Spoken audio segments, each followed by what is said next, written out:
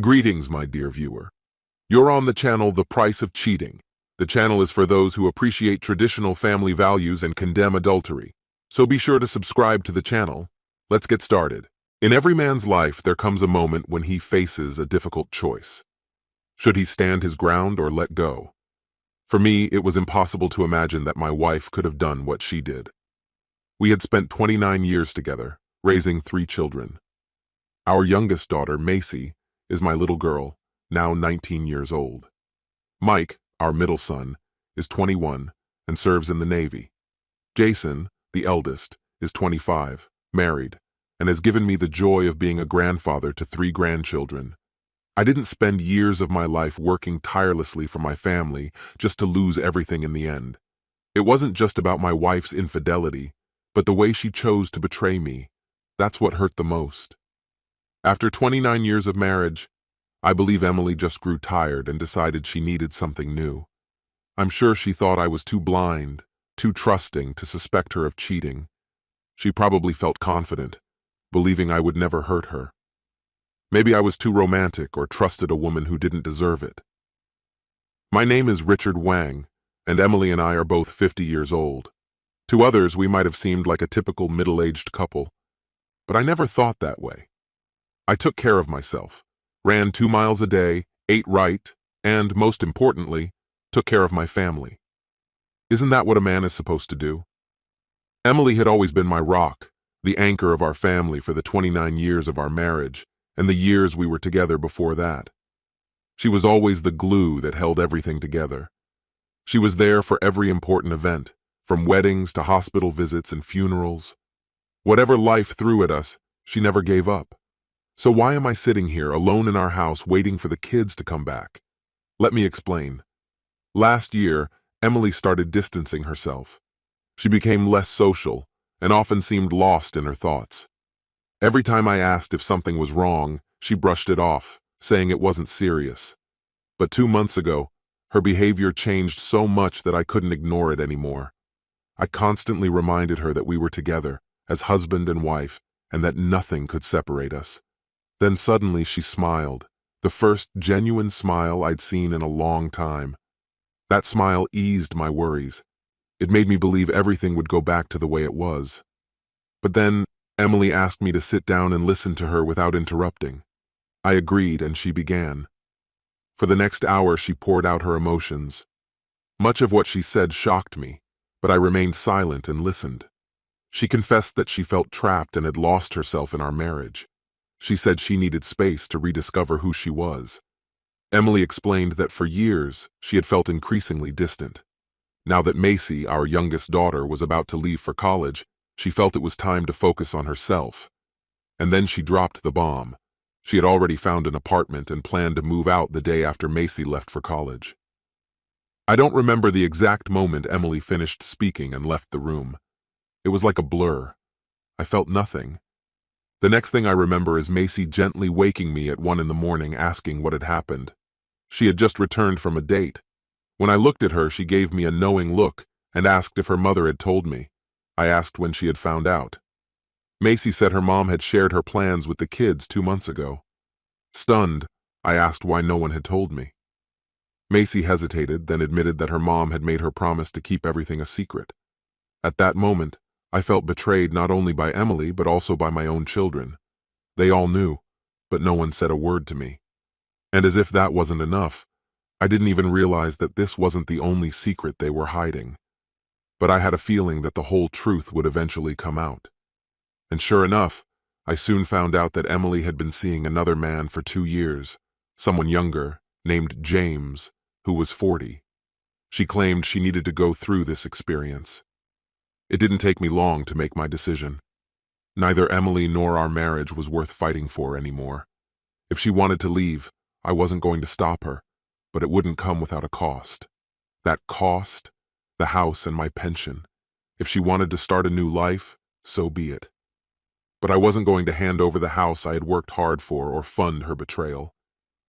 You're telling me that after all these years of deceiving me behind my back, leaving me, and now you expect me to pay for all the time you spent lying to me? Absolutely not.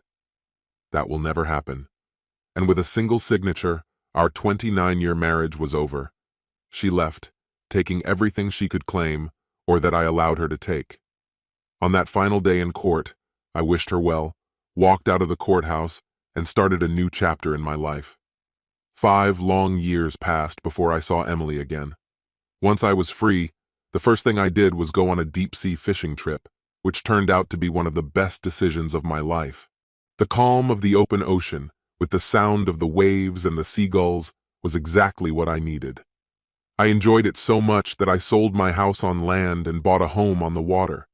Around the same time, I filed for my retirement, cashed in my account, and started planning for the future. With $500,000 in the bank, I'd receive $3,500 monthly for the rest of my life. I bought a large yacht for my new life at sea, determined to spend my days sailing the seas. Who knows, maybe along the way I'll meet a mermaid. A man can dream, right? As they say, the sea called me, and it was exactly what I needed. Time flew by. It had been nearly 5 years since I became a sailor, hardened by the winds. After returning from a 2-month cruise, I got a call from Maisie. She asked how I was doing and where I was. Suspecting her sudden interest, I asked what she needed, sensing there was more to this. And then Maisie dropped the bomb. Emily needed my help. I immediately asked why, after all these years, her mother suddenly needed something from me. Then Maisie delivered more news. Emily had a little girl. I didn't know about that. When Maisie asked if I'd meet with her mother, I refused. She got angry, asking how I could be so heartless. I replied by asking how she could justify her silence, knowing that her mother was planning to leave me, yet she said nothing. Then I hung up. The phone rang non-stop for the next 10 minutes, but I ignored it. Eventually, I just turned it off. The next morning, I changed my number and started preparing for my next voyage. This time, my small but cozy and woman-free boat was set on course. Just as I was about to set sail, my sons, Mike and Jason, appeared on the dock. They seemed unsure of what to say, so I invited them on board and gave each of them a beer. Jason spoke first. "Dad, we know we should have told you what Mom was planning, but we honestly didn't think you'd react this way or that it would drag on for so long. You were always busy with work anyway," he mumbled. Then Mike added, "Mom was lonely, and yeah, she made a mistake. But now she needs your help, and you're just turning your back." I stayed silent, watching them. Jason cleared his throat, exchanged a glance with Mike, and asked, "Aren't you going to say anything?" I wanted them to understand my perspective before I left. "Guys, I don't get it. Your mother cheated on me, left, and we've been divorced for years. Now she has a child with someone else." They nodded, albeit reluctantly. "So what does this have to do with me? Let's not forget that you 3 hid her plans from me and I was left in the dark. You all knew what was happening, but none of you said a word. And now she's in trouble, and I'm suddenly the bad guy? Honestly, I'm surprised you even found me, considering I haven't heard a word from you in 5 years. The last time I saw you was in the newspaper, in a photo with your mother and her new husband at some hospital wing opening. You all looked great, like the perfect family. They even called you, what was it? Ah, yes, the happiest family in town. So, what are you doing here?" They sat there, clearly uncomfortable and unsure. Finally, Jason summoned the courage, cleared his throat again, and said, "Dad, Karen needs a kidney, and Mom wants you to get tested to see if you're a match." I stared at him, stunned. "Are you serious? Why should I get tested for a child who has nothing to do with me? Why are you really here?" I asked again, feeling the sharp edge of irritation in my voice. A heavy, awkward silence hung in the air. Finally, Jason and Mike exchanged glances, their faces tense, before they delivered the shocking news. "Dad, here's the truth. Karen, she's your daughter. Mom was already pregnant when she left." These words hit me like a sledgehammer. Stunned, I stood there struggling to process what I had just heard. Shock didn't even begin to describe what I was feeling. "How old is she?" I barely whispered. Jason, lowering his eyes, quietly responded, "She's 4. I took a deep breath, trying to hold back my anger. "And how long have you known about this?" I asked, though the question barely concealed the rage building inside me. They looked at each other again, hesitating. Finally, Mike spoke. Mom told us around the time of the divorce. I stared at them, my sons, whom I had raised and taught to always stand by the truth, but now they seemed like strangers to me. These were my children, and they had kept something so important from me. Disappointment crushed the last remnants of faith I had in them. There was no point in continuing this charade. It was over. Without a word, I stood up, walked to the door, and opened it. A single nod was enough for them to understand. It was time to leave. Jason and Mike hesitated for a moment before heading to the dock. Within minutes, they were gone, leaving me alone with the suffocating silence of my thoughts. I continued my final preparations, ready to sail away and leave all of this behind. But just as the boat began to pull away from the dock, I saw Emily running toward me, her desperation growing with each step. She jumped onto the boat at the last second, just as I was about to turn off the engine. I was ready to push her off when suddenly, a child's voice called out from the pier. A little girl was calling for her mother. I snapped. "Get off my boat, Emily!" I roared, all my anger spilling out.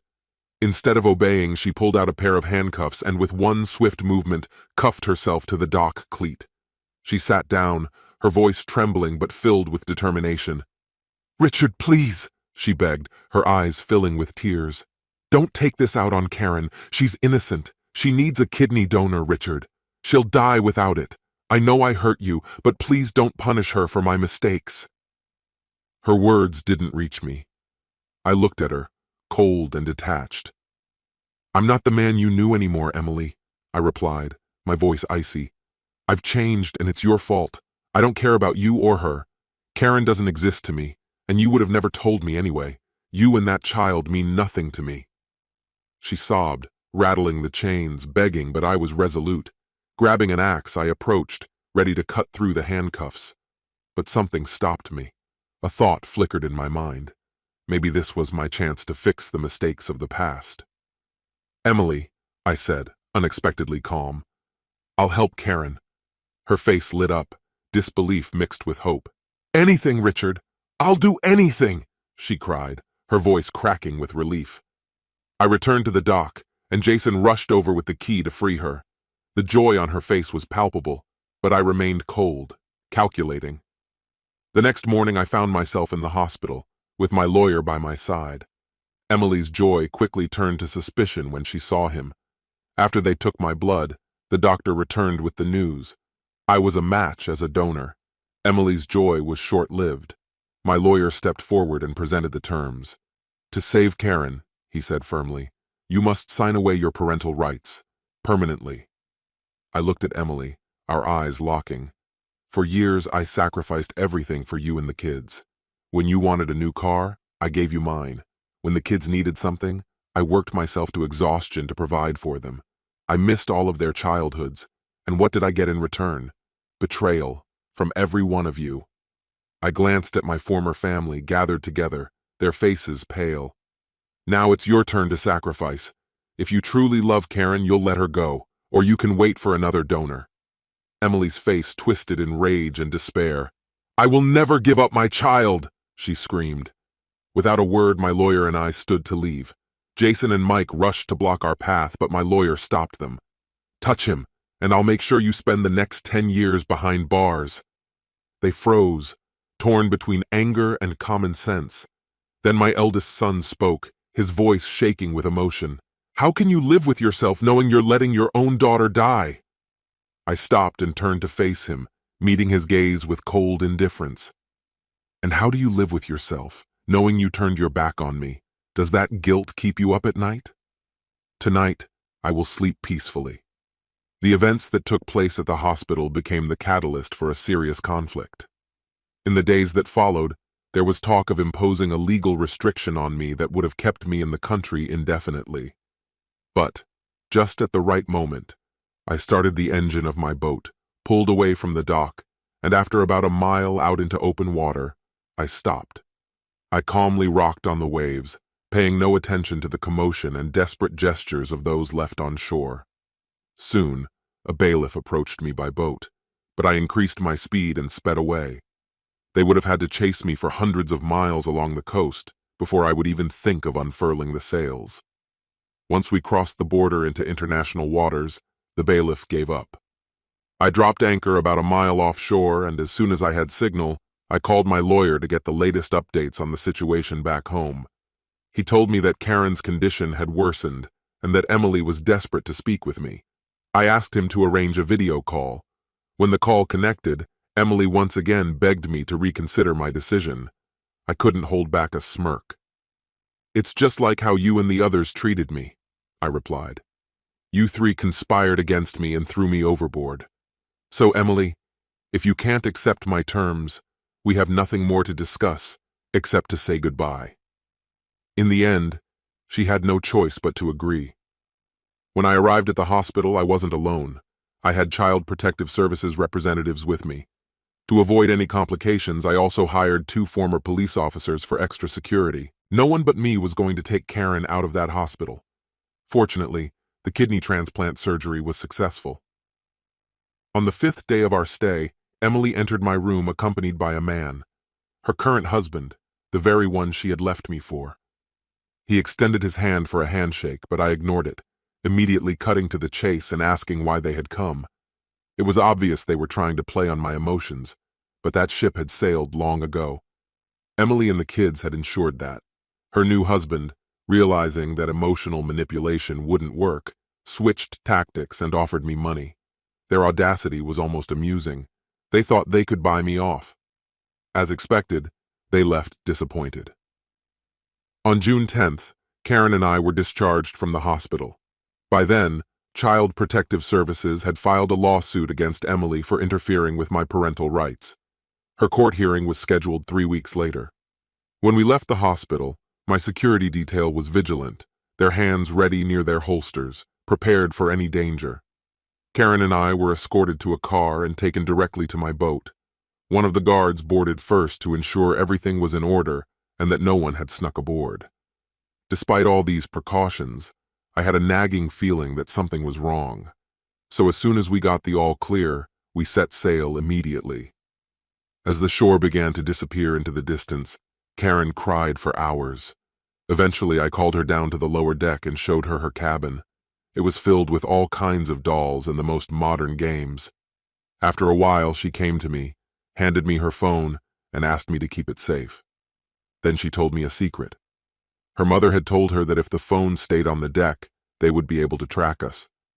After she ran off to play with her dolls, I carefully inspected the phone. Sure enough, it was loaded with tracking software. I wasn't surprised. This was exactly what my instincts had warned me about. So they wanted to track us? I would give them something to track. I placed the phone in a waterproof bag, tied it to a life jacket, and threw it overboard. Let their tracker drift wherever it wanted, but as for Karen and me, we were setting off on an adventure, letting the wind decide our course. At first, Karen and I had to relearn how to understand each other, but in the end, everything worked out wonderfully. It's been about 14 years since then, and Karen has grown up. She's now preparing to go to college, aiming for university. Recently, she wrote to her mother, letting her know that she would return to the US for her studies. My daughter has grown into a sensitive and compassionate young woman. I have completely provided for her education, and now she is ready to conquer the world. The pride I feel as a father is unparalleled, and there is nothing that could surpass this sense of fulfillment. As for me, I'll keep it brief. I met an amazing woman named Telia. Her black hair and bright blue eyes made an unforgettable impression. Together, we have created something beautiful, and life feels incredibly rich and complete. Jason recently learned a cruel lesson in betrayal. His mother, Emily, and his wife decided to throw a bachelorette party. When his wife returned, she was completely broke, and soon it was clear she was pregnant. The most interesting part? The baby was born with a darker complexion, revealing that she had become pregnant by someone else. As for Emily, she didn't waste any time. After parting ways with James Paxton, she made a practical decision and got together with his brother. Emily always knew how to find the easiest path. Sometimes people's decisions are just baffling. Take Macy, for example. She was abandoned just before her wedding when her fiancé confessed that he was in love with someone else. And then there's Mike, who works tirelessly in construction, barely making ends meet. But I'm simply happy to have raised a wonderful daughter who adores me and will never betray me. This concludes the story. If you like it, then put your powerful like and subscribe to the channel. Greetings, my dear viewer. You're on the channel The Price of Cheating. The channel is for those who appreciate traditional family values and condemn adultery. So be sure to subscribe to the channel. Let's get started. It was a dark and dreary day, one of those that sneaks up on you and leaves you utterly drained. In just a few minutes, everything I thought I had under control descended into chaos. Now, all I could do was wait, anxiously wondering if the nightmare I feared would come true. But dwelling on my failures wasn't in my nature. I wasn't raised to give in to despair. My old sergeant always drilled into me that action is the best defense. If there was nothing else left to salvage from this situation, at least I could fight for my dignity.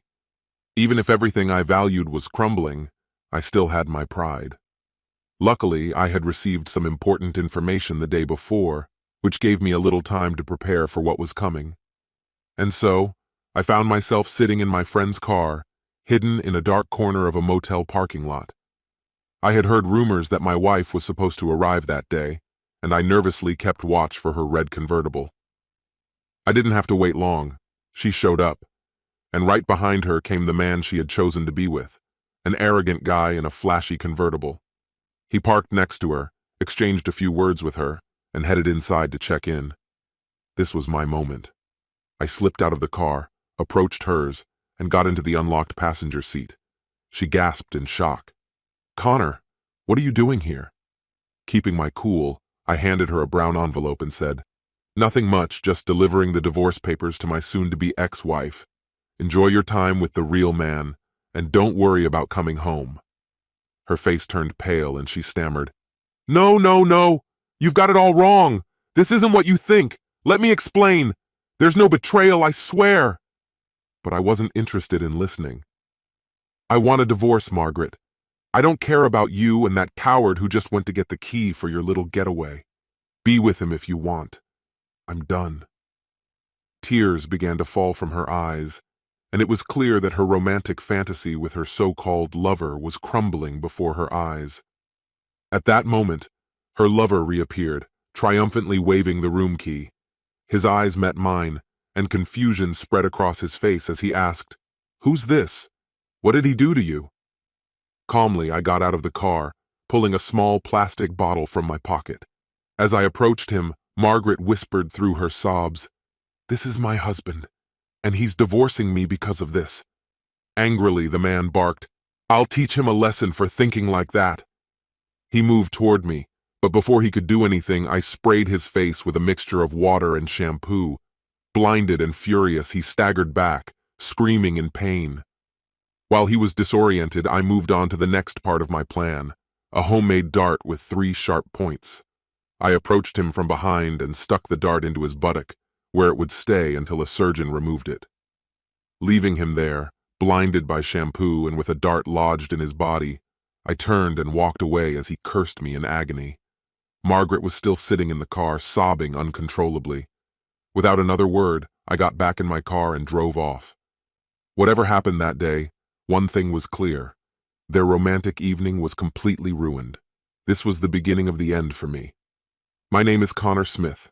I'm 42 years old, married to Margaret, who is 40. We have 2 children, Emile, who's 12, and Estelle, who's 9. We've been together for 20 years, 16 of them in marriage. On the surface, we had that perfect life, a stable family and a cozy home. But happiness? We never truly had it. In my opinion, most of our problems in the marriage stemmed from Margaret's mother.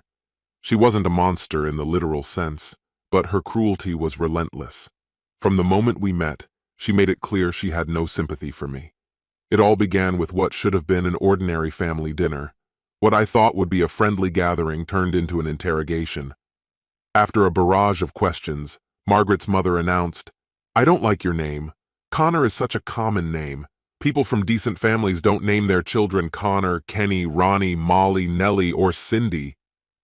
I sat there, stunned by her audacity.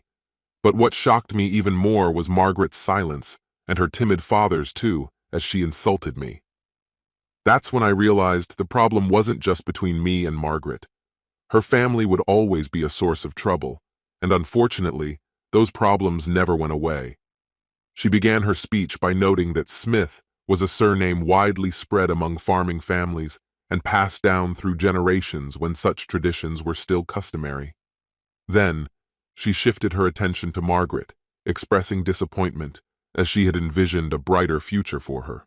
This especially pertained to the fact that her other daughter, Natalie, was about to marry a man of noble descent. That was the final straw for me.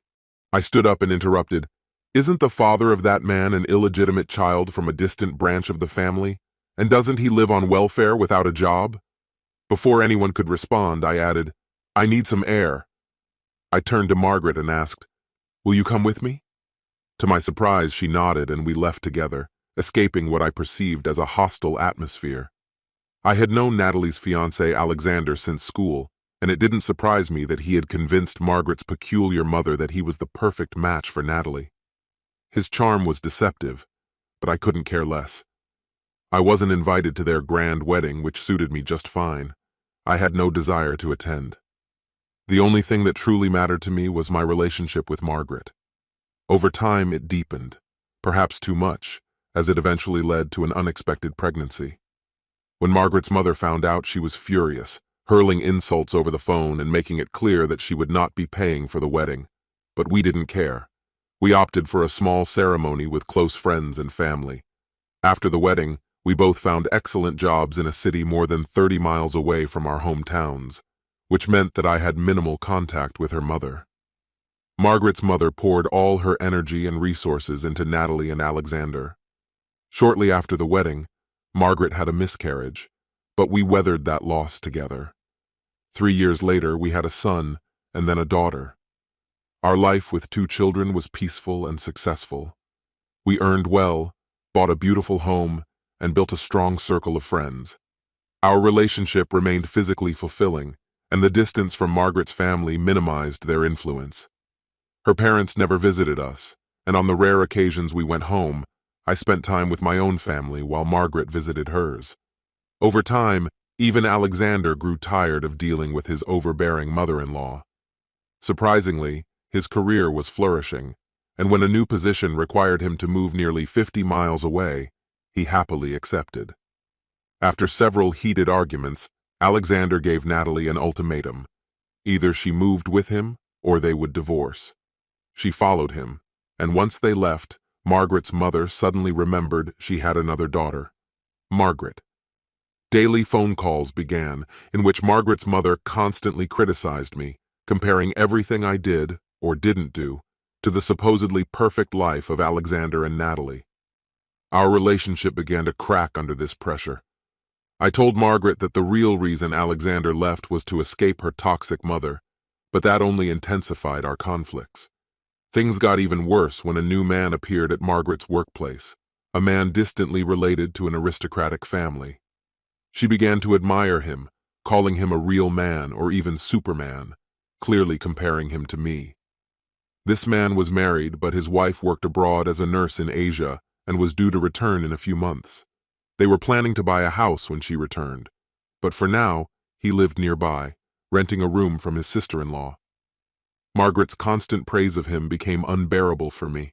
She criticized everything I did, from the way I talked to the way I dressed, always hinting that he was better at everything.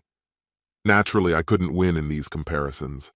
Although our physical relationship continued, her enthusiasm noticeably waned. She started making comments like, "Again?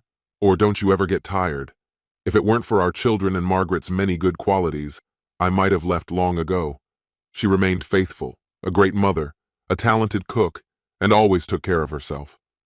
We were a good team when it came to running the household and working in the garden, but her constant critical remarks and sharp words turned the woman I once adored into someone distant and unfamiliar. I wasn't the type to silently endure. I responded to her jabs, and our arguments only got worse. One evening, after the children were already asleep, she made another snide remark. "I wish you were more like my colleague." That was the final straw. My anger flared up. "If you're so in love with that guy, why don't you just run away with him? But if you cheat on me while we're still married, you won't get away with it. If he's bold enough to start something with you, I'll make sure he knows your services won't be free." Margaret exploded with rage, screaming, "You pathetic piece of trash! How dare you think of me that way? You'll regret this, mark my words." I calmly replied, "Wouldn't it be better if he paid instead of you?" I screamed in despair in response, but before she could throw more insults at me, our two frightened and tearful children ran up to us. My focus immediately shifted to calming them down as best as I could. After her outburst of anger, we entered a 2-week stretch of cold silence. On the first weekend, she took the kids to her parents, and on the next, we had guests, Natalie and Alexander. While they were with us, Margaret played the role of a loving wife and behaved affectionately towards me. But as soon as our guests left on Sunday morning, her attitude changed. As soon as we said goodbye to the guests, Margaret turned to me and said, "Don't think I'll be doing you any more favors." The situation only worsened by the day. By Thursday, I received an unexpected call at work from one of Margaret's colleagues. After introducing herself, she got straight to the point. "We've got a new guy in the office, very attractive, and now 3 of us, including your wife, are competing for his attention."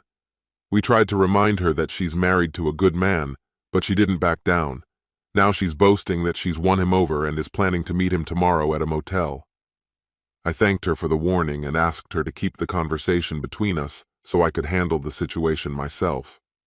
That evening, when I returned home, Margaret seemed unusually cheerful, and I couldn't stop thinking about that phone call.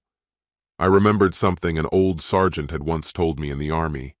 He deeply admired the Apache warriors, who were known for their sudden ambushes.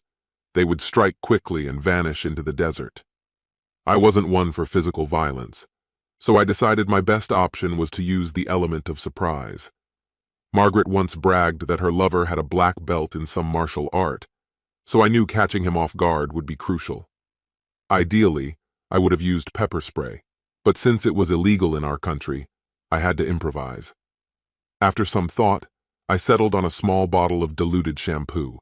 I tested it on myself and found it quite effective. The sergeant had also spoken about the fear Apache arrows with barbed heads instilled during the border wars. Though I couldn't use a bow and arrows, his words inspired me to head down to my workshop in the basement. I found an old dartboard and started working on my project. I attached small sewing needles at a slight angle to the ends of the darts to create a barbed effect. Pulling these darts out of soft tissue would probably require a hospital visit. I didn't test them on myself, so I hoped they would work when the time came. My plan was simple and didn't require any complex tools.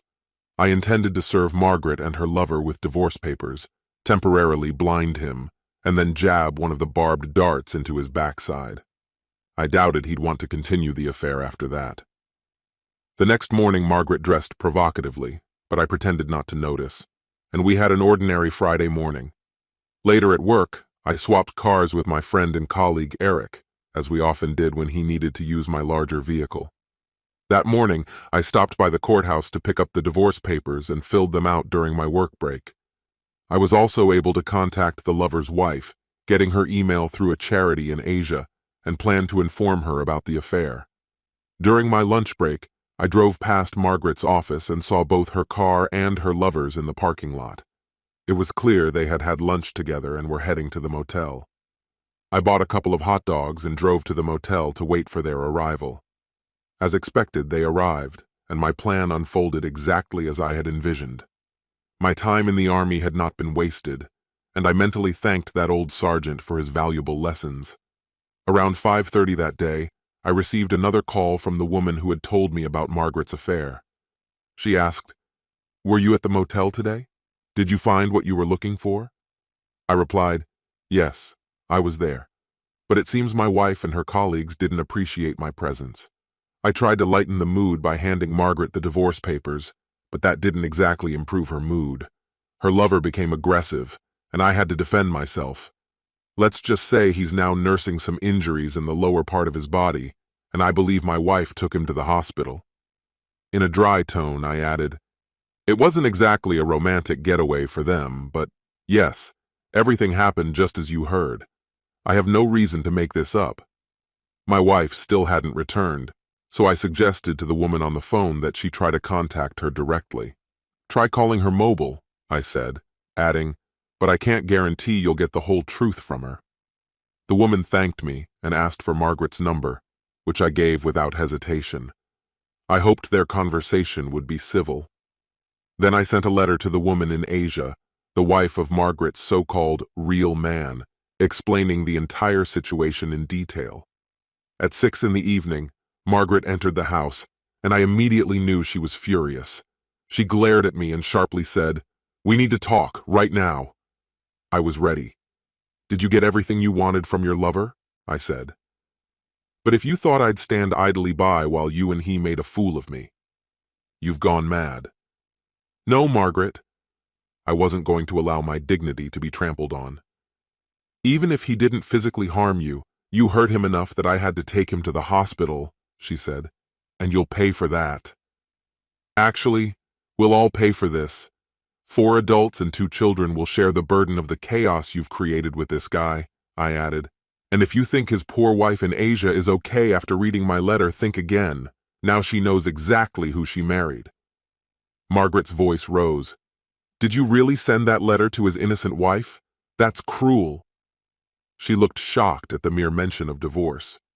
"I didn't threaten you with anything," I calmly replied. "Just sign the divorce papers, and in 6 months you'll have your freedom and a fair settlement." I warned her that if she tried to drag out the process with a lawyer, it would only cost her more, and the result would be the same. Reality started to sink in, and her eyes filled with tears. "My God, are you really serious? Please listen to me. I haven't done anything wrong." I cut her off. "Yes, you have. You took your domineering mother's side in her disdain for me just because I don't come from a wealthy family. You let her manipulate you into becoming a nagging wife, and then you started flirting with a colleague whom you've always considered superior to me, as you often said. I know you were competing with 2 other colleagues for the attention of this so-called real man. Then you left work early and went to a motel with him, cheating on me with a married man. You know how I feel about infidelity, so there's no misunderstanding about what comes next." Margaret cried even harder. "I didn't cheat on you today or ever. I only love you. What about our children?" she pleaded. "The children are the only reason I didn't kick you out long ago," I replied. "Every day I hear how I'm not good enough from you and your mother compared to this real man you were infatuated with. I know about the motel, I know about your plans, and I am deeply humiliated. I won't participate in this farce any longer." She realized the show was over, and we began discussing the divorce. Eventually, Margaret signed the papers, but with one condition, that we continue living in the same house and refrain from dating anyone else until the divorce was finalized in 6 months. It's been 6 weeks since I confronted Margaret about her near affair. Strangely, our marriage has taken an unexpected turn. Margaret now seems like a completely different, much better, wife. It's as if she's forgotten how she used to treat me, as if I was worthless. We've started behaving more civilly, even doing more things together than we had in the months leading up to the revelation. Of course, we no longer share the same bed or even the same room, but I don't miss the shallow affection she used to show. As strange as it may sound, I truly believe her when she says she never crossed the line with this real man. It seems their motel meeting was meant to kick off an affair, but they hadn't yet crossed that threshold. As for her real man, his wife filed for divorce and left him penniless. She recently wrote to me saying he's doing fine and that she's forgiven him. We still have 20 weeks left until the final divorce, and I'm not sure if I want to salvage our 16-year marriage. If she tried to cheat once, she'll do it again. When the time came to finalize the divorce, I signed the papers and divorced Margaret. The only thing that saddened me was the fact that I'd only be a weekend dad. That's life. I visited the kids on weekends, but that didn't last long. One autumn evening, I got a call from the police informing me that Margaret had been driving drunk, and the worst part was that our kids were in the car, putting them in danger. That's when Child Services granted me full custody of the kids. As for Margaret, a year later, she was no longer herself. She spent the entire year in a downward spiral of excessive drinking. She was punishing herself, and in the end, my revenge wasn't even necessary. This concludes the story. If you like it, then put your powerful like and subscribe to the channel. Greetings, my dear viewer. You're on the channel The Price of Cheating. The channel is for those who appreciate traditional family values and condemn adultery. So be sure to subscribe to the channel. Let's get started. He downplayed the importance of his job to friends, brushing it off with ease and indifference. But inside, he was nurturing a plan to make things right. Whoever reads this, tell me, how do you heal the heart of someone you've hurt deeply, especially when that person trusted you more than anyone? I'm searching for an answer to that question, feeling like I've broken something that may never be repaired. I don't know whom I can trust, so I'm turning here, hoping someone might understand or offer advice. My heart feels like it's being torn apart, and the worst part is that it's all my fault. If only I could take back those careless words, a foolish joke that seemed harmless, but now leaves me in complete turmoil. I was thoughtless, maybe even cruel, and now I realize the damage I've caused. It's too late, and now all I can do is face the pain I've inflicted. Regret has become a constant weight on my shoulders, eating me up from within. My name is Penelope, and to maintain privacy, let's call my husband Owen. We've been married for 12 years, long enough that I should know better. For Owen, his work is more than just a job. He approaches it with complete dedication and pride. Owen is a kind, patient man, fully devoted to everything he does, especially to us. I stay home, looking after the house, and often reflect on how lucky I am, or rather, how I should feel grateful. Instead of appreciating all he does, I wasted time on petty complaints and gossip. That was my mistake, my thoughtless words. These feelings had been building up inside me for some time, and I justified them by claiming I was just being honest. When we first met, and in the early years of our marriage, Owen had a stable position at a major media company. Then came massive layoffs, and he was one of those who lost their jobs. That year was difficult for both of us. Owen probably sent out hundreds of job applications, and for months we lived off his savings. Luckily, he'd been wise enough to prepare for that. Eventually, he found a job, though not the one he had dreamed of. It wasn't the kind of job I would have wanted for him. Through a contact, he got a job at a mine, where he faced long and grueling hours. He'd come home covered in dirt, nearly unrecognizable. I understood that he was working for us, but secretly hoped this job would only be temporary. Yet, as the years passed, he picked up a second job as a truck driver on weekends. Balancing two physically demanding jobs, he provided us with financial stability, but it was hard for me to accept his labor. I worried about the future, especially how our children would perceive his work. Would they be ashamed to admit that their father was a truck driver or a miner? The thought terrified me. In the early years of our marriage, I wasn't a great cook, and Owen was always patient. He'd come home and happily cook dinner. But when he started working in the mine, he asked me to take over cooking because he was too tired to do it himself. I felt hurt, recalling how he'd once said he didn't mind that I couldn't cook. I even complained to my mother, who advised me to be patient and supportive of him. Owen suggested I take cooking lessons, and I agreed, wanting to become the wife he deserved, especially since he paid for the classes himself. I didn't realize that this would mark the beginning of our troubles. On the first day, he drove me to the class, heading off in his truck for a delivery, and I went along with him. I'll never forget the feeling of shame as I got out of his truck. I looked around and saw other women arriving in expensive cars, their husbands dressed in formal suits, and I wished that Owen could somehow remain invisible. I remembered how he used to drive a company car, dressed in a business suit. When he lost his corporate position, the company took back the car. I knew I was letting my thoughts drift into unnecessary places, but that moment set off a chain of thoughts in my mind that I couldn't stop. At the cooking classes, I quickly realized that they weren't just about recipes. They were also a place for the women to share stories of their husband's success, discussing their careers and the gifts they'd received. I found it oppressive. I wish I could say it didn't affect me, but every time Owen's name came up, every subtle hint at who he was and what we'd lost became unbearable. Everything felt strangely unreal. One day, after my classes ended, I noticed Owen waiting for me outside. He had just finished his shift at the mine and arrived in his new pickup truck to drive me home. His face beamed with pride. He was genuinely happy to be there for me. Although he was covered in dirt, it didn't seem to bother him in the least. With sheer excitement, he lifted me up and spun me around. His happiness was clear, and though I wanted to share in his joy, I was suddenly overcome by a wave of embarrassment and awkwardness. Other women looked at us, their gazes lingering just a bit longer than I would have liked, making me wish I could disappear.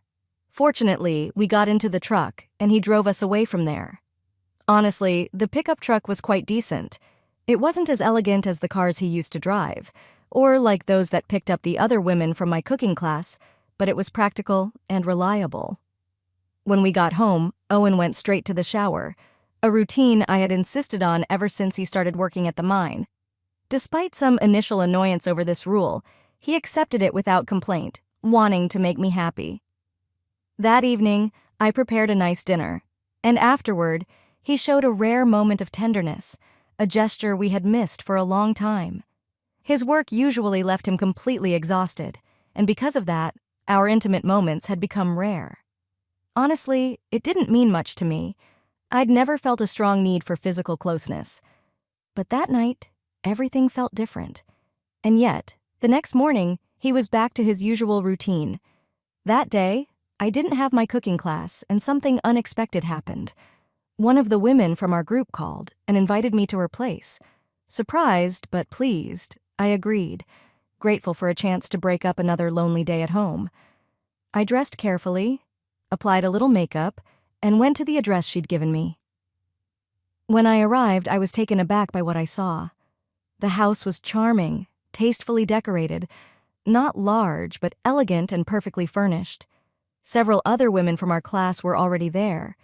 It was strange to see them outside our usual setting, though I had always suspected they shared more of their lives with each other than I did. Many of their husbands even worked in the same place. We gathered around, chatting about different things. I mostly stayed quiet, feeling shy and unwilling to draw attention to my comparatively modest lifestyle. Their conversation revolved around gifts their husbands had recently given them, and eventually, they turned their attention to me. One of the women asked about Owen's work, and I froze, not knowing what to say. Embarrassment washed over me, and I struggled to find the words. Thankfully, Vivian, another woman from the class, stepped in, saying it was too early for personal questions. I felt a wave of relief, spared from having to answer. That evening, as I prepared dinner, I kept replaying the encounter in my mind, troubled by my own embarrassment over Owen's job. When he returned home and greeted me, I barely responded. Irritation simmered inside me, though I couldn't explain why. Sensing that something was wrong, he came over to me with concern. I had rehearsed an entire speech in my mind, imagining how I would ask him to leave the mine for a more prestigious office job. But when he waited for me to speak, I stayed silent. Instead, I asked him to go take a shower, as usual. He complied without protest, knowing that I expected him to be clean before approaching me. When he returned, I placed his plate on the table. He gently embraced me, asking what was troubling me, and I told him it was beyond his ability to solve. Then, pulling away, I left him and went to our bedroom. That night, I decided to go to bed earlier than usual. However, when I opened my eyes the next morning, he was already gone. But beside me lay a bouquet of flowers. His small gesture made me smile. His care hadn't faded. I had a free day ahead, without any cooking classes, and I decided to invite friends over to finally catch up on what I hadn't done in ages. By noon, 3 of my friends had gathered, and we easily fell back into our usual rhythm, knitting and chatting about everything under the sun. While they laughed and shared stories, I was quieter than usual, lost in my thoughts. Eventually, one of my friends noticed and asked if I was okay. I hesitated, searching for the right words and unsure if I was ready to open up. She nudged me, jokingly pointing out that I'd become too secretive lately. Her persistence reminded me of my mother's advice. Don't air your relationship for everyone to see. But in that moment, Surrounded by my friends' support, I felt a growing desire to finally share and rid myself of the thoughts weighing me down. Before I knew it, tears were streaming down my cheeks. My friends gathered around, offering warmth and compassion that encouraged me to speak up. I felt guilty, yet I couldn't hold back any longer. With their support, I started talking, and once I began, I couldn't stop. I shared my disappointments, explaining how much Owen's defeatist attitude exhausted me. It seemed he had settled for a mediocre job, and that bothered me more and more. I admitted that lately, I'd even been embarrassed to mention what he does, especially after a recent incident that left me feeling utterly humiliated. When I talked about it, an understanding look appeared on their faces. Intrigued, I asked what they thought. Gently but honestly, they confessed they'd discussed it among themselves, wondering how I had managed to put up with the situation for so long. I felt both relieved and supported, grateful that they understood me.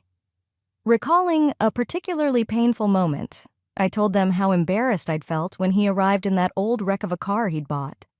It was one of the most humiliating moments for me. They sympathized, and one friend even joked, "I'd sooner give up an arm than cook for a man." We all laughed, but as the laughter faded, I realized how much I'd changed myself in an attempt to make Owen happy. I confessed to my friends that I felt overwhelmed, that Owen was no longer the man I married. I spoke sharply, admitting he had become someone we used to mock. And now, I was married to that man. My friends nodded in understanding and advised me to take control of the situation. When I asked how, they suggested giving him an ultimatum. Either he finds a job I wouldn't be ashamed of, or he risks losing me. I realized they were right. His job was draining me. I felt my life had turned into endless cooking and cleaning just to cope with what he brought home from the mine. I admitted that if he didn't quit that job, I would leave. I could no longer bear it. And I even confessed that I no longer felt any attraction toward him. Instead of tenderness, his touch left me feeling dirty. We laughed, maybe a bit louder than we should have, and I managed a strained smile, feeling a strange relief from finally getting it all out. But suddenly, the sound of a car door slamming interrupted our moment. An engine roared to life, and I jumped up, running to the window. There was Owen's truck speeding down the road, and my heart sank. Why had he come home in the middle of the day? It wasn't like him. Worse, I feared he might have heard every word. My friends tried to reassure me, saying maybe it was meant to happen this way. They reminded me that he would have found out eventually. But I was shaken. I hadn't imagined he'd learn the truth like this. I decided I would have an open conversation with him when he returned, and I set the table, waiting. But that night, he never came back. I spent the night on the couch in the living room, deciding to talk to him as soon as he came back. I wanted to address everything directly. He finally arrived early in the morning, and I woke up as soon as he entered. I greeted him, but he ignored me, not saying a word. When I reached out and gently took his hand to stop him, he looked at me and asked if I thought he was too dirty for me to touch. From that one question, I realized he had overheard my conversation with my friends.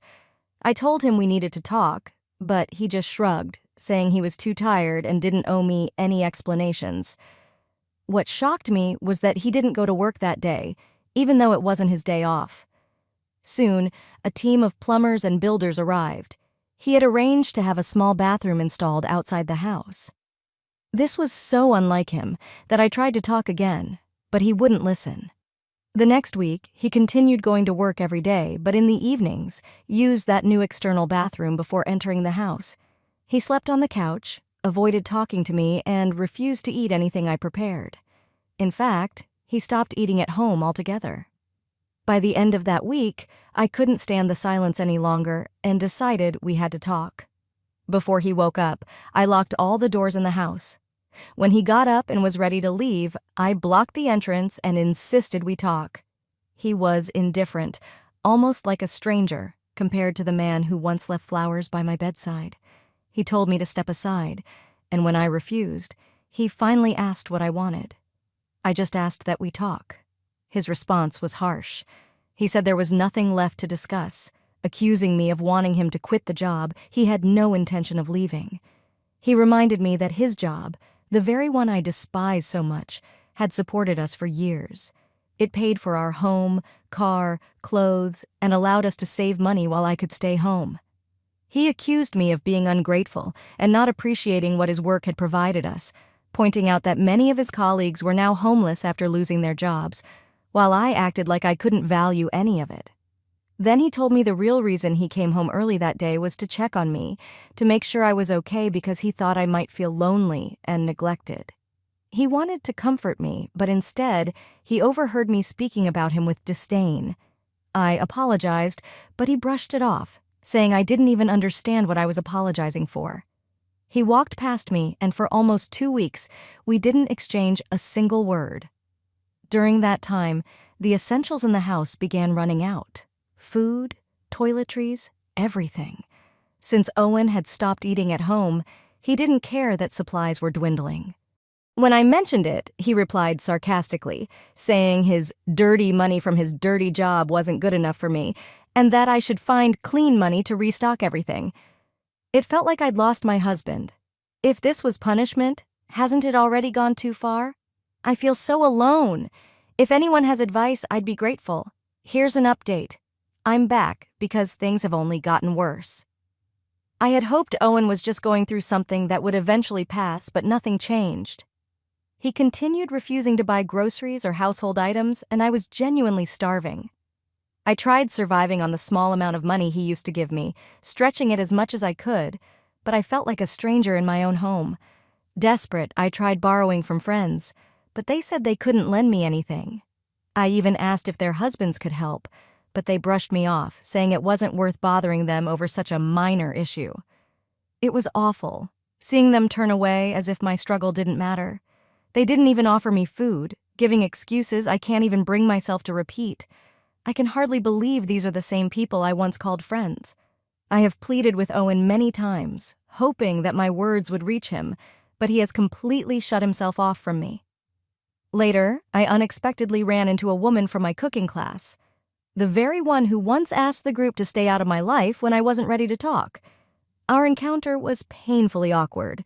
I was at the mall, trying to pay for my purchases, but my card was declined. There was barely any money left in my account. I froze on the spot, and she stood behind me in line, witnessing everything. Without hesitation, she stepped forward and paid for my items. It felt like a dream, a stranger covering my expenses, something even friends wouldn't dare to do.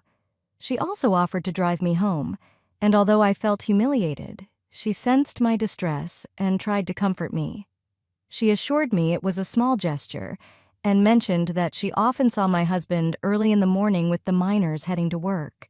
She knew he worked in the mines where the pay was decent, and though she didn't want to intrude, she asked if we were having financial difficulties. Curious, I asked why she thought that. She replied that she and others had noticed Owen's attachment to me, how he once stopped by our class in a new car, excitedly showing it to me rather than to his friends, who might have been more impressed. At that moment, my emotions took over. Tears streamed down my cheeks, and she became so worried that she pulled over to ask if I was okay. But the tears just wouldn't stop. I needed someone to confide in, so I poured everything out to her, trusting her with my worries. She put her arm around my shoulders and suggested I give Owen some time, to step away from home for a while, and to hope that he might forgive me. Quite a bit of time has passed since then, but I haven't received a single message or call from him. It seems he has erased me from his life. I constantly fight the urge to text him, but right now, I'm living with my parents. My mother understands me, but my father has been blunt, saying he's always thought my mother spoiled me too much. Looking back, I can see my reckless actions. I was careless, and even now, my own behavior baffles me. I lost a truly remarkable person because of my own mistakes. I let people who couldn't even manage their own lives influence my marriage. It's clear that Owen wants nothing to do with me, and I wouldn't be surprised if divorce papers arrived soon. I think he's leaving me in this state of uncertainty as a form of punishment, and it's tearing me apart from the inside. My father keeps saying that I rely too much on others to solve my problems, and that I need to stop sharing every detail of my life. So, this will be my last post. Thank you, Reddit. I only wish I had realized this sooner. After all these years, I should have known better. But now all I have left is regret. This concludes the story. If you like it, then put your powerful like and subscribe to the channel.